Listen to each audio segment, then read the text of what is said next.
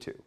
All right, Jim, thank you. Disasters like the 2021 winter storm expose the vulnerabilities and the woes of the state's main electric grid. So as Texas faces a growing need for on-demand power, there should be and could be a solution on the horizon. Governor Greg Abbott has signaled that he wants to find out if small nuclear reactors could be the answer.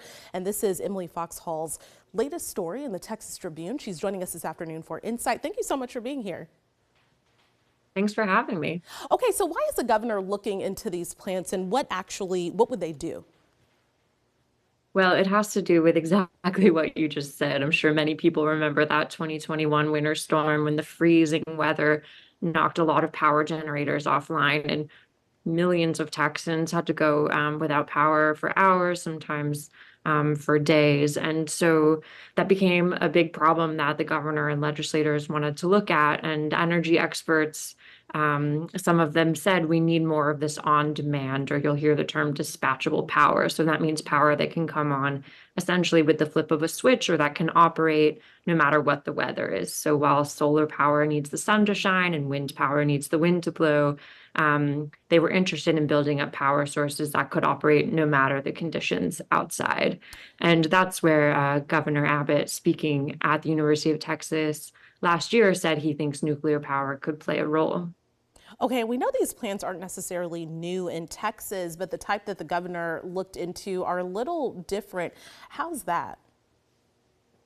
Right. There's 4 large reactors that have been putting power onto the Texas grid for decades. But there's a couple reasons why right now people don't think large reactors are about to get built again, and they haven't been built here in years. And part of that has to do with they're really expensive, so it's a big financial risk to take on, and there's a lot of public fear, around nuclear power. So the companies that are promoting these smaller reactors are really pitching them as safe and as less financially risky. They say they're going to cost less because they're a fraction of the size, they're smaller projects, and the idea is to be able to sort of mass produce the parts that it'll take to build them. So some people have kind of expressed skepticism about whether that will really financially come to work out, but the companies behind it really have a lot of enthusiasm for moving that forward.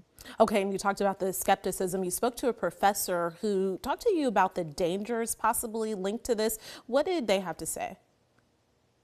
Yeah, he really believed in nuclear power as one of the safest forms of energy, but we talked about a lot of these challenges facing it. So these disasters in the past with Chernobyl and Fukushima and 3 Mile Island, are kind of within the psyche of a lot of us. And so his opinion was that pop culture has really kind of contributed to this narrative of the dangers of nuclear power. And so his perspective was that these industries, they've got to do some work to overcome that narrative and convince people what they believe, which is that nuclear power is safe. Okay, Emily Foxhall, thank you so much for being with us today.